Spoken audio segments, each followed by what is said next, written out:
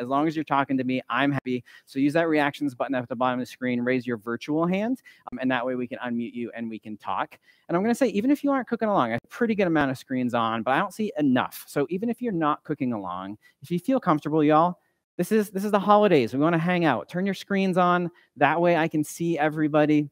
We can interact. I know if you're having a good time. I can see if you laugh. There we go. There's some more coming on. Thank you, Rita. Thank you, Julie. I can see if you're laughing at my bad jokes or not. All that kind of good stuff. Hi, Addie. Thank you very much. The more faces, the better for me, everybody.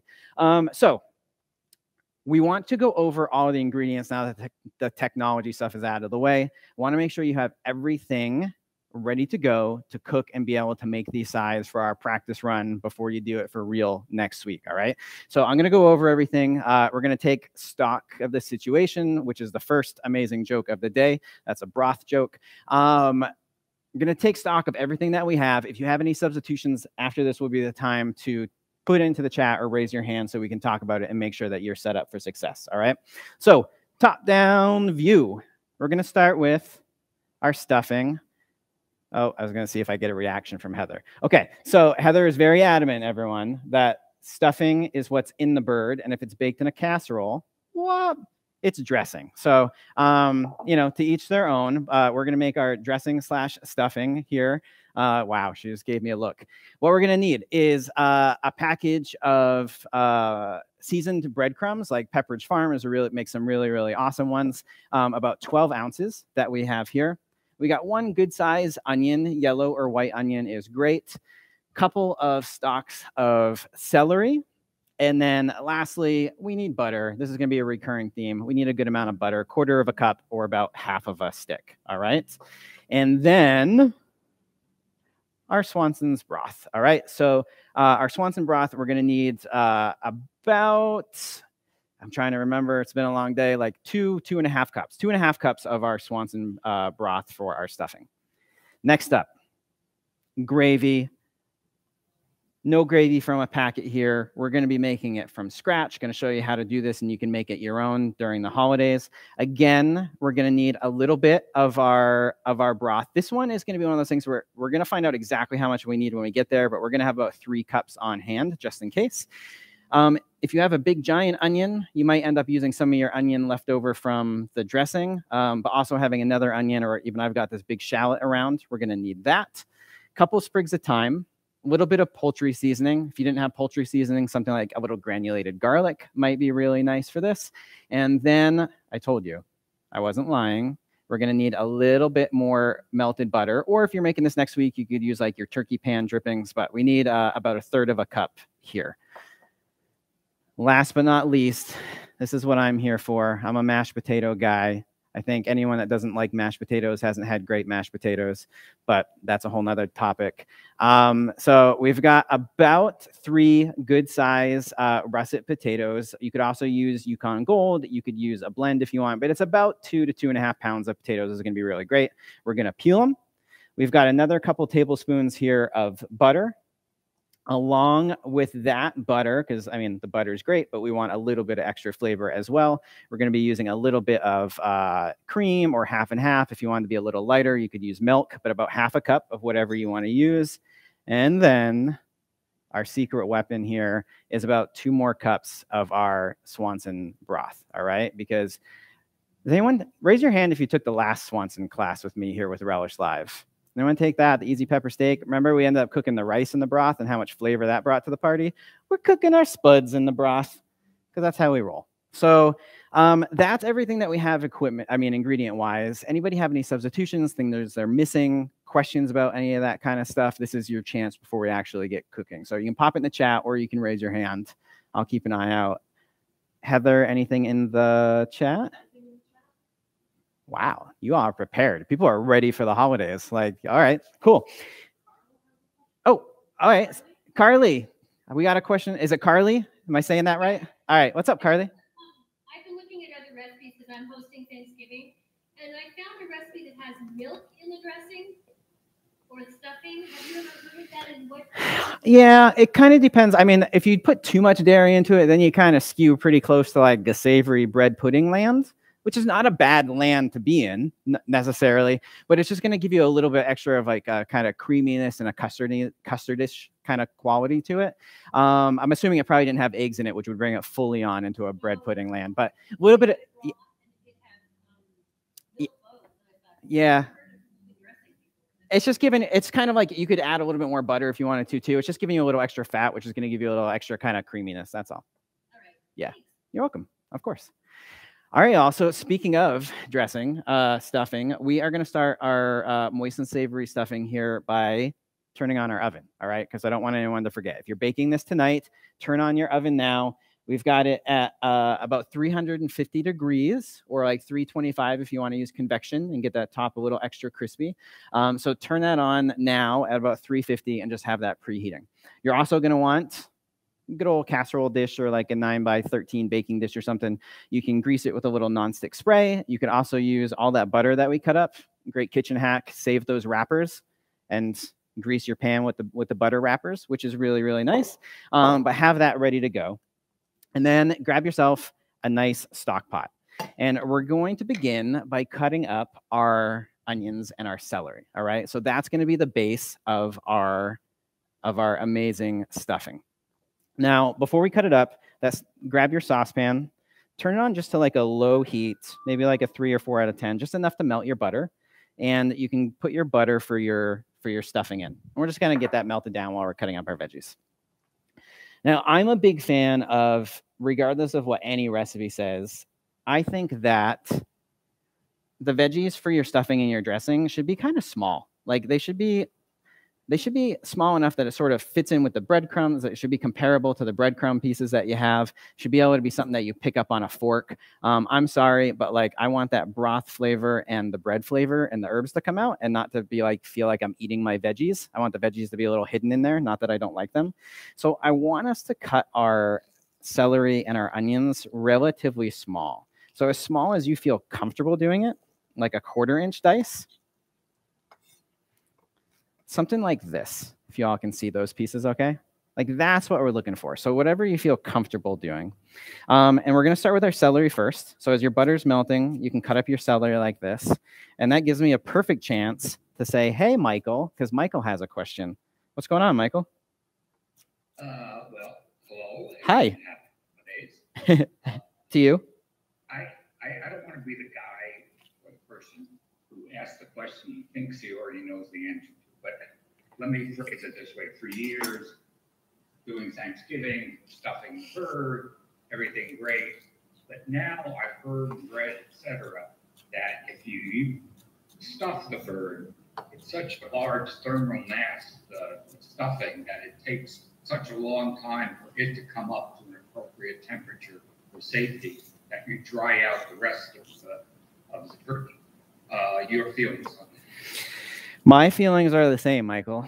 You're going to have those people out there that swear that they can get the internal temperature of the stuffing up to a food safe temperature without overcooking the bird.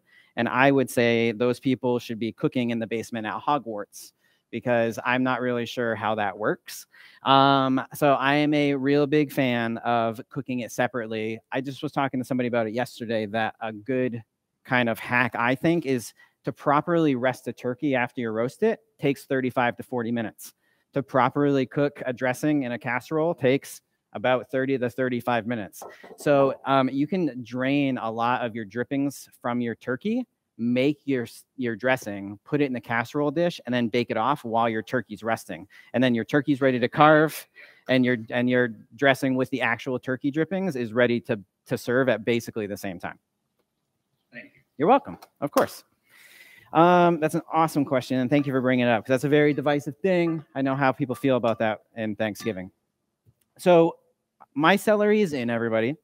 Now we're going to do our onion. And this is actually same sort of thing. We want to actually turn this into the same sort of like 1/4 inch dice. I'm going to use this entire onion because mine's not too big.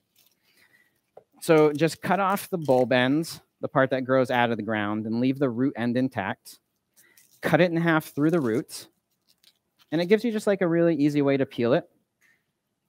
And then we're going to just dice this down into that same sort of like 1/4 inch dice. that we had for our celery. So I'm going to show you how to do that with this little side angle.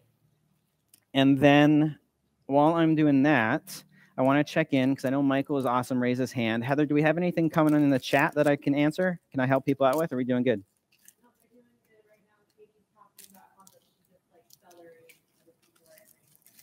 Wait, Heather just baited me with this comment. So she says there's comments in the chat about people not liking celery. You all are so lucky that I am on this side camera right now because I love celery. I champion celery. I say celery is underrated.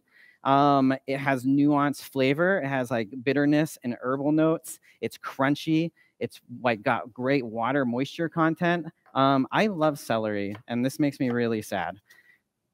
Somebody want to be brave enough and argue with me about this? Why don't you like celery? Look, now that I can see now that you all can see the size of the onions, now I can move to this important topic about the celery. What's with the celery hate?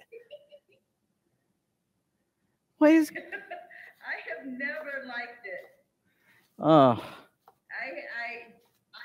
only eat it if it was in stew because it became mush. All right. Well, I find itty bitty pieces, and it just, no matter if I do trim out the ribs, it's the texture and the flavor. Katie, I like celery so much. Sorry, Ben. I go out of my way to buy celery that has really beautiful leaves on it because I use the leaves like herbs and like mix them into like sandwiches and different things. It's all right. We're still friends. Well, I could do the leaves, but not the ribs. I figure it's good enough for biology class doing the dye trick. That's about it. Well, now you're like one of those people that says I don't like fish, but I like salmon because the celery leaves taste more like celery than the celery does. All right. No, but it's the texture that's the really yucky part. Okay. Ben, I love you, but this is one thing we have to disagree on. That's all right. We'll fall on our independent celery swords. It's okay. So y'all, I'm putting my onions in with my beloved celery. Katie's leaving hers out. We're just gonna stir that around and let those cook down and basically sweat. So we don't want any color. If your butter is browning or you start getting browning on your celery and your onions, I want you to turn the temperature down on your pan just a little bit. And we're just gonna let these cook down and soften. So just to the point where they don't look raw anymore is about how far that we want to take them. And then we're gonna grab our beautiful Swanson broth and add that in. And we have another question while we're stirring this. Is it Ayla? Ayla? Make sure I get that right when you unmute. Hi. Hi, Ayla. How are you? Hi, I'm good. How are you? Good. What can I do for you? So, first off, I love celery. I just have to throw that out there. When I was a little girl, I would come home every day from school and have celery and almond butter. So, thank you for being Team Celery. So, I was looking at the ingredients before the class, to see what I needed and stuff. Yeah. Ingredients, I did my own shopping. And I did this so last minute, so I didn't really have time to really research ingredients. But for the stuffing, you use a stuffing mix. I'm keto. Is there any alternative, I guess? Yep. You go to the back of the grocery store if you're shopping at a grocery store, and you go to that rack where they're selling you the bread for cheap because it's all hard and stale, and you go win-win because this is now perfectly aged bread for stuffing, and you got it at a discount. So any sort of old dried out crusty bread, you can just chop it up yourself. You could also take kind of fresh bread and rip it up, chop it up, and then toast it in an oven until it gets dried out. That would be fine too. Okay, so yes, I'm keto, so I can't have carbs. Oh, no bread. Yeah, no bread. So can we do I was thinking about when you were saying oh, you could do this and whatever.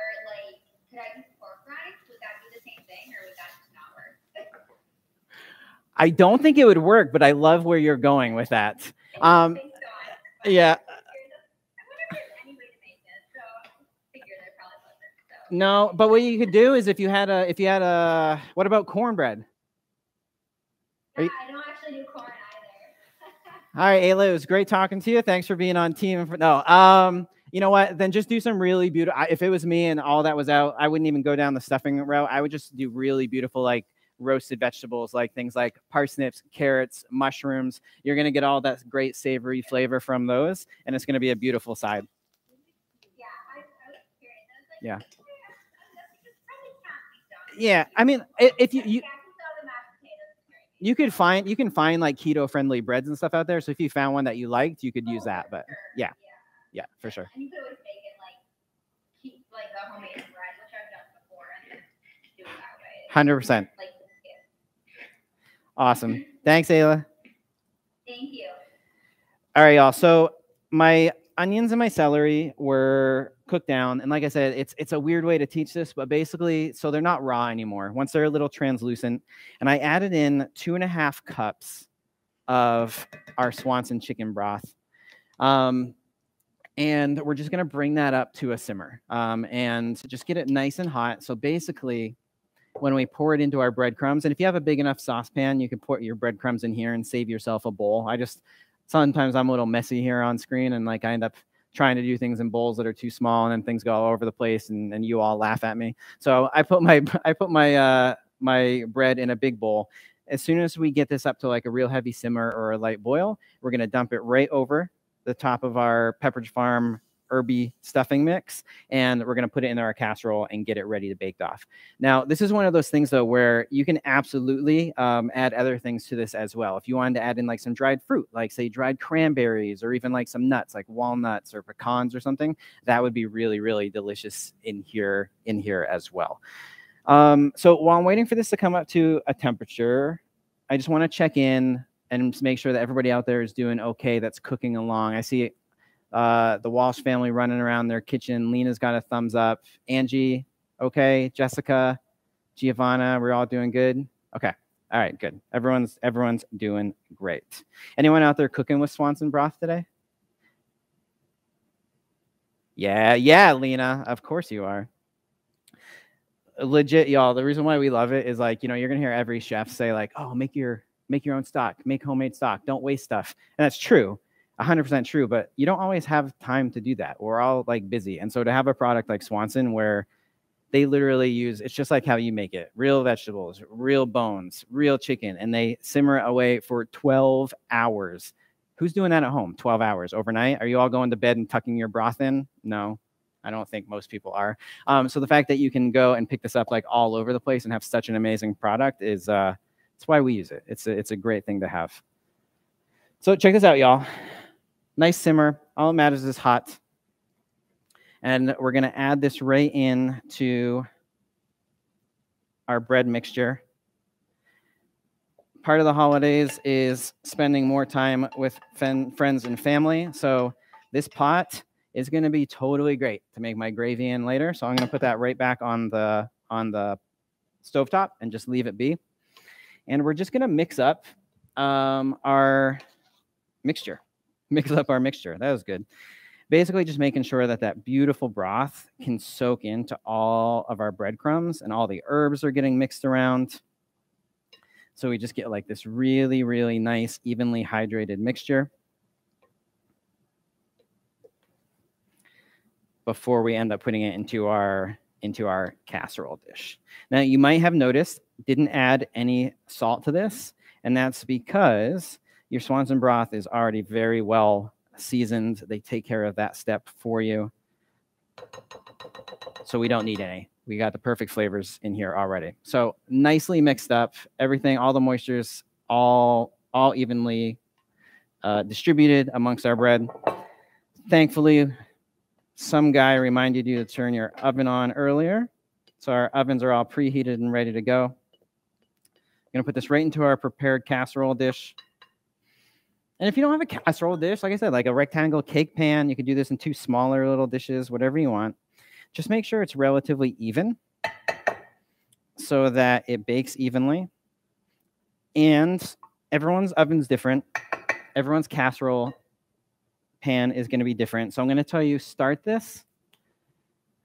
taking a look at it in about 20 minutes. Might take 30, it might take 35. We just want that top to get kind of golden brown, crunchy, delicious, that like, ooh, showstopper sort of thing. For anyone that missed that, that was, ooh, showstopper. We want it to look gorgeous when it comes out of the oven. So check it at 20 minutes. If it's not looking gorgeous, pop it back in, get all those little crunchy bits and those brown tops.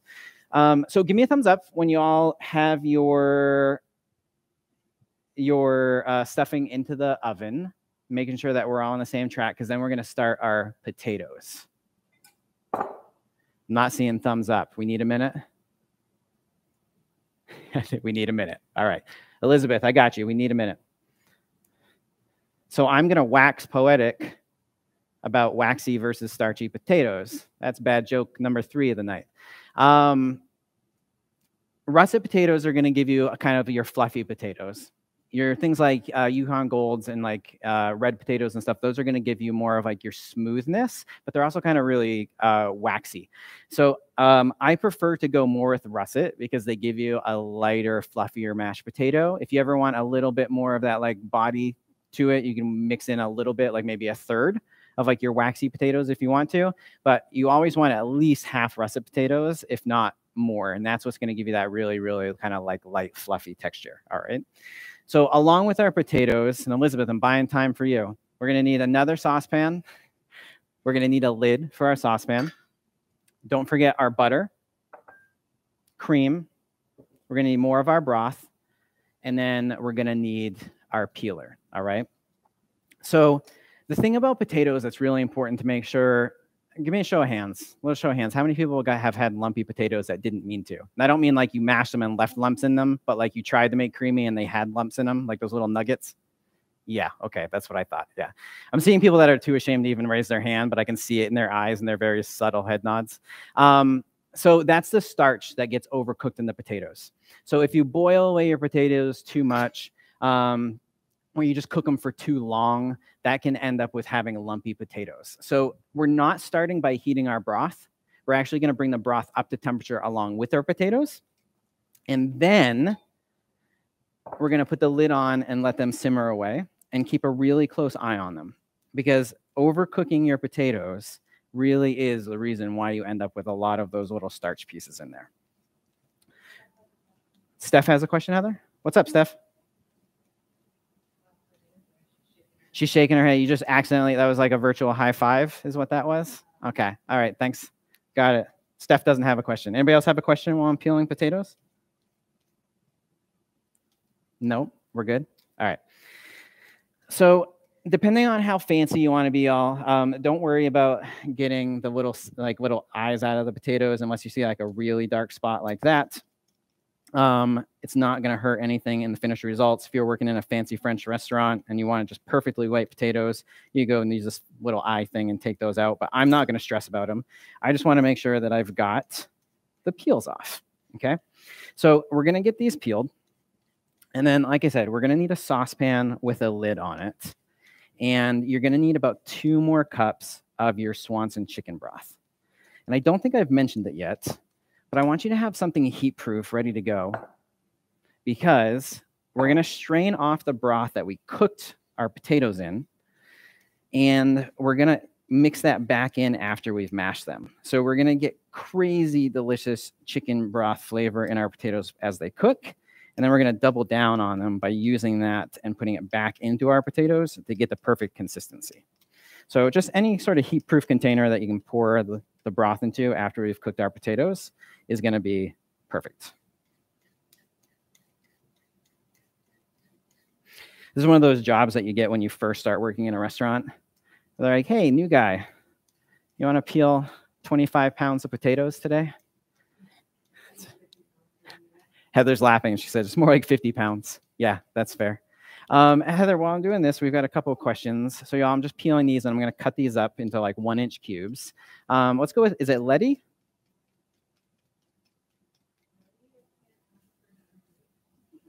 All right, we can't ask Letty to unmute for some reason. Let's go back to Isla.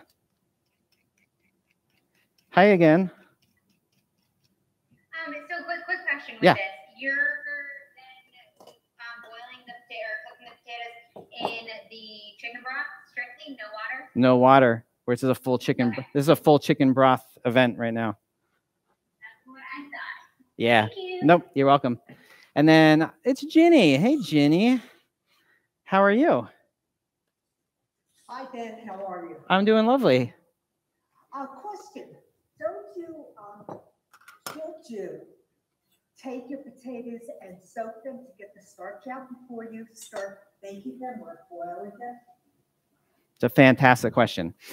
In this case, no, because with mashed potatoes, you can actually just, as long as you cook them properly and at the right temperature, you don't need to do that. If I was doing something where I wanted some, like really crispy results, like baked potatoes or French fries, absolutely, really important to rinse a lot of that starch off after you cut them. But with mashed potatoes, as long as you cook them right, you're good to go. Okay. Yeah. I'll try that. I promise. You're welcome. All right, so y'all, I'm just cutting these into like little 1-inch cubes. The exact size doesn't matter, except for the fact that they all need to be the same size-ish. So if yours are a little bigger or a little smaller, that just means yours are going to take a little bit more or a little less time to cook, which isn't the end of the world. But what matters is that they're all about the same size in general, so that they cook evenly. Because, like I said earlier, overcooking your potatoes is one of the ways that you end up with really starchy, really lumpy, really gummy potatoes. So if you've got ones that are all different sizes, then obviously you're going to have ones where some of them cook a little bit more, some of them cook a little bit less, and those more cooked ones are going to be where it's where all the lumps are going to come from. So I've cut mine down into like little 1-inch cubes. I'm going to put them into my sauce pot. And we're going to add our broth. Now, I said 2 cups, depending on how many potatoes you're cooking. Also, depending on the size and shape of your saucepan, all that kind of stuff. You might need a little bit more, or you might need a little bit less. All that I want you to do is to add enough that it's going to come just over the top of the potatoes. Okay. So if that's a little bit more for you, that's totally fine. Because when we drain this off later or strain this off later, we're going to end up probably putting about 1/2 cup of our broth back in.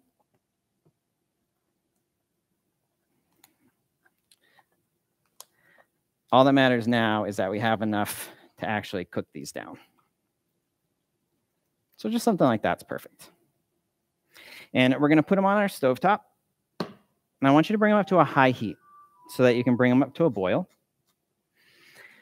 And then this is where I'm going to go a little off recipe, but I'm going to get on a soapbox about these potatoes, everyone. To make sure that you don't get lumps, bring them up to a boil, reduce them to a simmer, and that way you can cook them gently, and you can be really precise about them being just done. And by just done, I mean you can take like a chef knife or a paring knife or maybe even a fork, and you should just be able to go through with just a little bit of resistance. If it's too hard to put a knife in, you got to cook them a little longer. If you put that knife in and there's no resistance, they just fall apart, they're probably truthfully a little bit overcooked. So that's why the lower temperature is nice. Cooking them a little bit lower, a little bit slower, gives you a lot more precision on making sure they don't end up overcooked. If you're in a rush, as the recipe states, you can turn them up to a boil, let them boil away, and then strain them off. But this is just a little extra. It's a little extra thing to make sure that you've got really smooth potatoes. All right. So let me know how everyone's doing out there. Are we trending along? Okay, I see Joe's got her dressing, getting ready for the oven. Do people have their potatoes peeled and cut up, put in the pot? We're looking pretty good. Okay, cool. Then I see Michael has another question. Always love talking to Michael. I always love talking to you. It's a love fest. Love fest. You said you wanted interaction, so I'll abide. I always take it. Thanks, Michael. We're blessed these days with incredible choices. You know, I'm old enough to remember my soy sauce. The only choice was LaCroix, but now the choice of bone broth, plain broth, stock. And I realize that they're probably different proprietary things in each company's brand. But what would be your general rule for when you would use one or the other? It's really, if you think about it, and different brands can say different things, but really what it comes down to is typically it's almost like a flavor spectrum of intensity. So you've got broth, stock, bone broth. And that sort of, as you're going through, you're stepping up both in the amount of time it's cooked. You know, and of course that's different from brand to brand. Like somebody like Swanson is cooking their broth 12 hours. Other people ain't doing that. So, you know, it's not an equal playing field, but in general, broth is usually going to be your lighter. You're not going to get as many roasted flavors, like roasting the bones, roasting the veggies. In stock you will, and in bone broth, it's going to be the most intense of the bunch. I hope that answers your question okay. All right, any other questions out there? No, we're not. You guys are crushing it. Okay, we're good. All right, well then, while we're waiting for our potatoes to come up, we can talk a little bit about our gravy. Like I said, we're going to use butter today. If you're doing this the day of, you want to use a little bit of those pan drippings from your turkey. Absolutely, that would be delicious as well. But regardless of butter or that, the other things that we're going to need is an equal amount by weight of flour. So whatever fat you're using, butter or turkey drippings, we're going to need an equal part flour. Any sort of the seasonings you want. So today we're using fresh thyme and a little bit of poultry seasoning. You can make this your own. You want to put sage in it? Great. You want to use granulated garlic? Great. You know, fresh garlic? Also great. All kinds of great things. And then usually you want either onion or shallot. I'm going to use a shallot today because it just kind of, that's the mood that I'm in. If you've got onion left over from your dressing, that's totally fine. But there's kind of two schools of thought on this. The people that like to strain everything out of their gravy afterwards, so there's no like flecks and colors and lumps. The people that like to leave it in. So if you like to leave those in, and I just think it's more flavor, and I'm always the flavor over prettiness sort of like person, I'm going to keep my herbs in there. I'm going to keep my shallot in there, but we like to have them pretty small. So this is a pretty good practice for our knife skills, that whether you are doing your shallot or your onion, I want you to see basically how fine you can mince down your shallot and your onion, because we want really delicate little pieces of it in our gravy. Now, truthfully, how many people make their gravy from scratch this way when they're making gravy? Like does anyone know what it's called? We got a couple people. Steph's coming through. Angie. KDC. Does anyone know what this is called if we want to be fancy in French, when we take our fat and our flour and use them to thicken something? Somebody out there, you can't just nod your head, Angie. You have to say it. If you want it, Angie, you want to unmute? I miss talking to you anyways. If you're cooking it, it's roux, but if you're just adding it at the end, it's beurre manière. Look at you go. Yeah, so if in the case that we're going to do it, y'all, if you're melting down your fat in the pan and then whisking your flour into it, how we're doing today, that's called a roux. So whether you're making gravy or you're making mac and cheese or you're making like gumbo, it's all making a paste out of fat and flour. And that's how we're going to thicken up our liquid. And yeah, beurre monté is actually like, instead, if we took this flour and this butter, we mixed it together into like almost like a little paste, and then you drop that in a little bit at a time and whisk it up. So I didn't know I was going to get a double answer from Angie. Thank you. Round of applause for Angie. Yeah, everyone, drop that in the chat. That was pretty great. All right, so one shallot's cut up. Going to do my other one. And then we're going to check in on our broth and our potatoes, because I want to show you all what it needs to look like and what we're going to do there. And I want to tell you too, even though we're making all these Swanson broth sides, I want to make sure that you feel really good about your Thanksgiving dinner. So if you want any other ideas, if you have any questions about any dishes you're thinking of doing, don't be afraid to ask everybody, okay? Nancy has a question. What's up, Nancy? Hi, Dan. Hi. I do have a question about the shallot. Yeah. Is the shallot a cross between a red onion and a regular yellow onion? I noticed when you're cutting it out, the color of it. I don't think it's actually like, as far as genetically, I don't think it's a cross, Nancy. I think it's its own thing. It's basically like a less sharp, mellower version of a yellow onion in a way. It doesn't really have the same sharpness as a red onion. So it gives you a... Nope, it's basically a more subtle, kind of delicate onion flavor. Okay, thank you. You're welcome. And you just look really fancy when you hold them and you tell people I'm going to use shallots. Like you look cool. fun when you were cutting it out. See? Thanks, Nancy. So yeah, check out the potatoes. Brought up to a boil. Bring to a boil. Reduce to simmer. Gonna pop my lid on. We'll check it in a few minutes after we're done making our gravy, and we'll check on our potatoes. All right. So for our gravy, we're gonna start first by melting down our butter. Really wishing I had some turkey fat right now, but I left my turkey fat reserves at home. So we're gonna melt down our butter. We're gonna add in our shallot.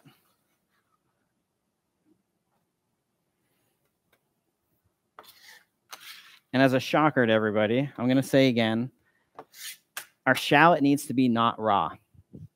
And I know I feel like I need to explain this a little bit. So like taught a lot of classes over the years, and it's really easy to tell somebody you're like sauteing and you're browning onions, you know, because people are like, those are brown. I know that. That's fine. But like to sweat down vegetables is kind of like this ambiguous thing. Well, what does that look like?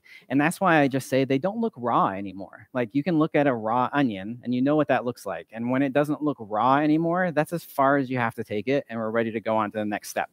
And so people will tell you, oh, you got to cook it for this long. You got to cook it for that long, all these sort of things. But really, that's really dependent on a lot of factors. How you cut it up, you know, the exact heat you have it on. All I care about, it doesn't look raw. Then we're ready to go on to the next step. So that's what we're doing now, cooking those down. And then Zulma, you have a question? Hi. Hi. Team Seller, first of all. Yeah. My question was, my baby brother is requesting peas, and I've never made peas other than boiling it in like broth or tossing it with butter. Is there a simple, you know, recipe that you could recommend? Yes. So honestly, I'm a big fan of peas, just kind of like team celery. So for me, what I like to do is just, if you want to be really fancy, you could use like prosciutto or something like that. But even just like bacon is great. Just cook down, get a little bit of bacon crunchy, take it out of the pan, shallots, peas, maybe some thyme or some sage. Just warm those peas through and then mix the crunchy bacon back in and you're good to go.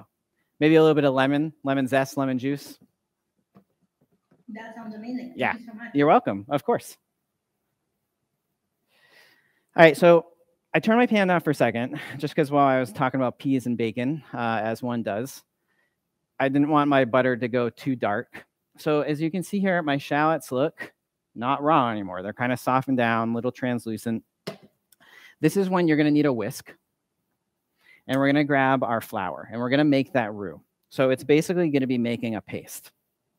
So I like to sprinkle it kind of evenly around the pan and then whisk that in. And don't worry if it looks kind of weird, or wonky, ugly. It will all look beautiful in a little bit. And I mentioned gumbo before. And so if you take this roux and you cook it forever, whisking constantly, it starts to get brown, and then it gets kind of red, and then it looks the color of dark chocolate. And those are going through different stages of making a roux. And you just get deeper, darker, more intense flavors. We don't want a deep, dark, intense roux for gravy. But a little bit of color doesn't hurt. You can take this to like a light brown sort of one. But at the very least, you need to cook it for a minute or two so you don't have that raw flour taste. If you don't cook that raw flour out of your roux, you're going to be able to tell in the gravy. So how far you want to take it as far as the color of the gravy is up to you. But at least a minute or two, just so we get the flavor right on the flour. And what's going to happen is our broth, as we pour this in, is going to slowly incorporate with this roux. And the starch that's in the flour as it gets hot is going to thicken up. Remember, like how I said it in the potatoes, it thickens up and turns into like little hard like granules. Well, we actually kind of want that thickening power in our gravy, and it's what's going to turn our gorgeous broth into a gorgeous gravy, is that thickening power of the starch. And your only rule here is making sure that you don't get lumps. Is this the theme of the class, Heather, actually? No lumps? No lumps? Sorry. No lumps here, y'all. No lumps in our mashed potatoes. No lumps in our gravy. So the way that we go about that is incorporating slowly. So if I go back to my overhead, you'll see my roux has gotten a little bit kind of darker yellow color, but not a lot. You could take it further if you wanted to, but at the very least, like I said, I know that I have no raw flour flavor. That's a hard sentence to say, no raw flour flavor. And as soon as you're there, you're going to take your broth and we're going to start adding it in. And you can't just dump it all in, because if you dump it all in, that's how you get lumps. So patience is key. And this is anytime you make a roux. So macaroni and cheese, same thing. But in this case, we're making gravy with our Swanson broth. You just can't add it all at once. You want to add a little bit, whisk it through until it gets kind of fully incorporated. You're going to add a little bit more in, whisk it through until it's fully incorporated. We sense a recurring theme here.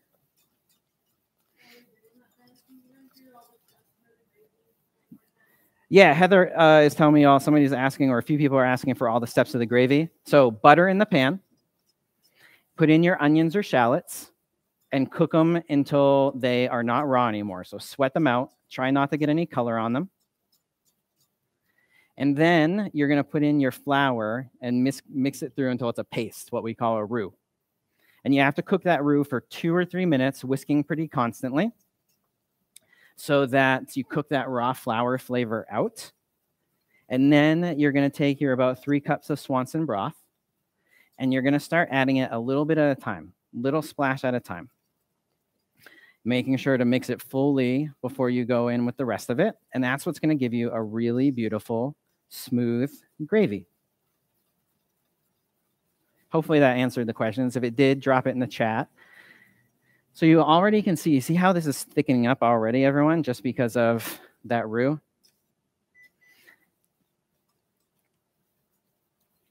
And so it has to get just hot enough. If yours isn't thickening, that means your pan's not hot enough. And so you just need to turn it up a little bit more. And that's going to activate those starches and give you your beautiful gravy, everybody. How's that look? Pretty good? For those people out there that haven't made this easier than you think, Lynn's giving me 2 thumbs up. Steph's giving me 1 thumbs up. It's because she's stretching with the other hand. Looking all relaxed. Okay. And it smells, just the chicken flavor off of that broth is, or chicken aroma off of that broth is unbelievable. So last thing we're going to do here, we're going to add in our poultry seasoning. Or like I said, you could use granulated garlic if you want to make kind of like a garlicky one. And I'm going to add in a little bit of fresh thyme and just let this simmer away a little bit and let all those flavors infuse. And this is why I said, we're going to start with about 3 cups of broth, but you might have to add more. And I mean, like, real talk, no one's going to get mad adding more of this chicken broth. It's delicious. But we want a chance for our herbs to kind of perfume through. I'm a big fan of fresh thyme flavor, so I like putting it in here so it stays a little less cooked. If you wanted to, you can put your thyme in and you could cook it through as you're sweating down your onions and stuff, but I like keeping a little bit more of the fresh thyme flavor. And I also barely chop it, to be honest. Just a couple runs through with a knife, and it goes. And that makes me happy. I'm good. All right, so how are we looking out there gravy-wise? Everyone's good? Loving it? Okay, cool. Should we check our potatoes? Yes. Nancy's giving a thumbs up. I don't know if it's for potatoes or gravy. I'm going to say it's for potatoes. All right. So knife. Beautiful. If I grab, maybe I should grab a set of tongs so you guys can see this a little bit better. So find a piece I can actually hold on to. So the knife, this is hard to do, y'all. The knife barely faces any resistance, goes through, maybe if I put it down on the board, you can see, that's a lot smarter. The knife goes through very easily, like no resistance. But it's not crumbling and it's not falling apart. That's what we want our potatoes to be like. So check them out, check 2 or 3 of them out. If yours are like that, that's when we can strain them off. and it's going to be time to mash our potatoes up. So I'm going to shut the heat off on mine. I'm going to check on my dressing too, see how this is looking. Ooh.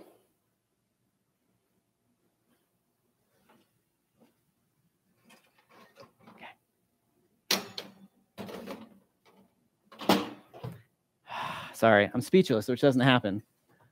I'm okay. I promise. I'm okay, but it doesn't happen. I got hit in the face with just that chicken broth. So, this is what we're looking at. Crispy brown tops, still unbelievably moist from all that Swanson broth. That's what we want. The aroma coming off is just ridiculous, just absolutely delicious.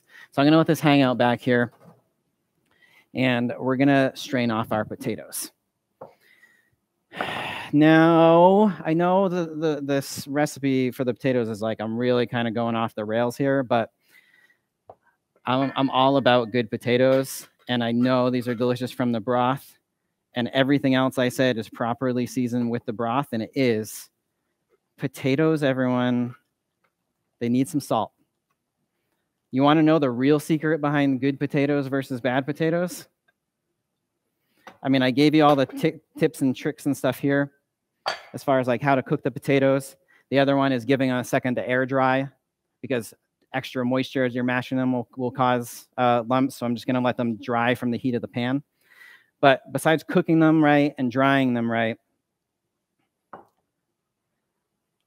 it's a ton of salt and a ton of butter. That's the difference between when you go to a restaurant, you're like, oh my God, these potatoes are ridiculous. I remember, the first time I made, well, she's now my ex-mother-in-law, but whatever, that's, but the first time I made potatoes for her, she's like, I don't like potatoes. I was like, I'm going to show you how you like potatoes. And like, she started seasoning them, and I was like, no. And I'm just like grabbing salt, and I'm just like grabbing salt. It was a big pot for like the whole family, like a big stock pot. And I'm just like grabbing a handful of salt and like throwing it in. And she's looking at me like I'm a crazy person and I've ruined her potatoes. And then I was like, no, see how good they are? Potatoes need a lot of salt, everyone. So you do you, but I'm going to encourage you to add some extra salt to your potatoes, because it's going to make a difference. Butter and salt. Speaking of, we're going to add in our butter. We're going to add in our cream. I'm actually not going to add in, I was on the wrong camera. I'm not going to add in all my cream. I'm going to save a little bit, because if I have a little extra liquid I need to add, I'd rather add more than my half a cup of broth, because I want really chickeny potatoes here. And we're just going to start mashing them up. And this is one of those things where I know it's divisive. Families have been ruined over this, whether you leave lumps in your potatoes or not. And so you all can decide that amongst yourselves at home. I think unless you're going with super Swanson. That's Anyways, if you're going super Swanson, like fancy potatoes, then you can like put them through a food mill, put them through a strainer. You can get those fancy fresh French restaurant potatoes, but we want homemade, home-style potatoes. So I don't want you to overmash them. I want them to look like this. I want them to look light and fluffy. And Steph, shake your head. I don't care. I want them to look light and fluffy and have some texture to them. And if you're going to go down the road where you want them crazy smooth, then like I want you to like put them through a strainer, like pass them with like a spatula, get all the lumps out, and be like, these are fancy potatoes. And if you're not going to do that, then just do this. Leave a little texture. They're beautiful. They should be like light and fluffy. You should be biting potatoes and broth and air. So I'm leaving mine like this. Now we're going to add in about a half a cup of our broth. Add that in. And I wasn't lying, everybody. Yep, that looks good. I should have done the side angles for that so you could see it. I'm going to side angle into a cup, because I'm going to emphasize how much. This is what I just did, y'all. I'm not joking. This pot of potatoes. I went like this. Good amount of salt, okay? And then we're just going to mash them up. Add in the broth. Steph says it's Thanksgiving, so I should make the fancy potatoes. I mean, you're not wrong, but you're also, It's also my class stuff, you know? So no, you're 100 right. If you want to make the fancy potatoes, make the fancy potatoes. I'm just saying, don't go halfway in between, because then it looks like you tried to make smooth potatoes, but you've got smooth potatoes with lumps. So either obviously have like textured potatoes or have very smooth potatoes. Like be purposeful. So I'm going to give this a little taste now that I've got the broth that we cooked them in there. Okay. I'm going to add a little more broth, but that's pretty good. Everyone look away. Yeah, that just happened. We're going to add those into. Oh, yes. And I'm going to show you what I think the right texture potatoes is. Remember, they thicken up as you put them on the table. But this, y'all, is what potatoes should look like. Nice, light, creamy potatoes. See the texture? That's what we want them to look like. It's not gummy. It's not starchy. They're luscious. Is luscious a weird word? These are luscious potatoes. And you've just got that beautiful kind of chicken broth aroma coming off of them. I mean, come on, get out of town.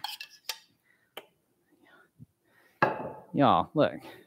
How, I mean, seriously? Seriously. That is what we want our potatoes to look like, okay? So potatoes, boom. Broth, thank you. I love you for making all this delicious. Gravy. Gravy thickens up, not a stress. Give it a little whisk. You can always add a little stock to adjust the consistency. Right on in. If you strain it, I'll only judge you a little bit. I like to point out that 49% is a minority, so I will judge you 49%.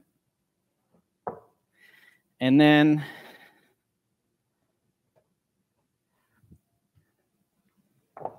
we've got our beautiful dressing, and that's it, y'all.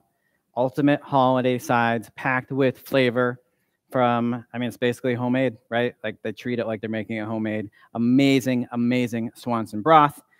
Homemade gravy, crushed it. Beautiful potatoes, crushed it. Amazing dressing, right, Heather? Dressing, not stuffing, crushed it. And the big thing here is you can't go wrong with using high-end ingredients, and the broth is great. You can't go wrong with using the right technique. So you can make these your own a little bit. You can adjust the gravy, the potatoes, the dressing, but I wanted you for the ultimate holiday side is a well-made, well-flavored one. So between the technique and great broth, like you're good to go. So I want you all to be able to make these next week, but also like put your spin on it too. And in the spirit of that, since before I shove this in my face,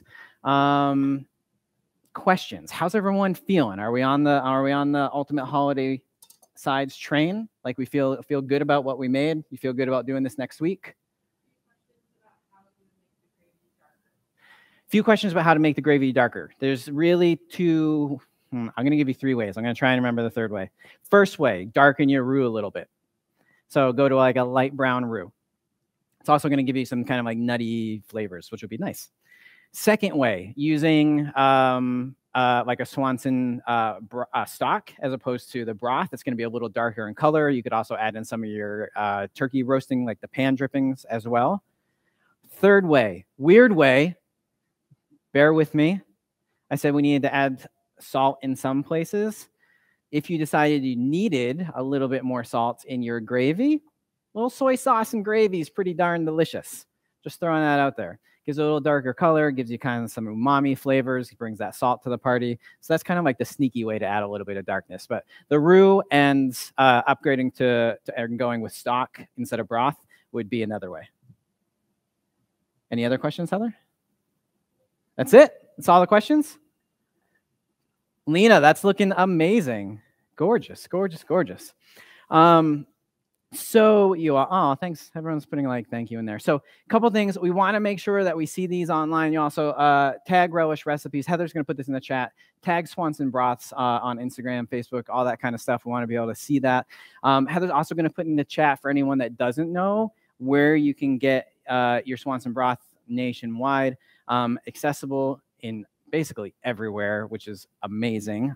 So go grab that for Thanksgiving and for your holidays. Literally, you can't go wrong with it. There's not a better stock and broth out there that you can find. So all that information is going to be in the chat. Can't wait to see all of your pictures online when I go home later tonight and see them. So make sure that you're tagging them. Gives me something to do tonight.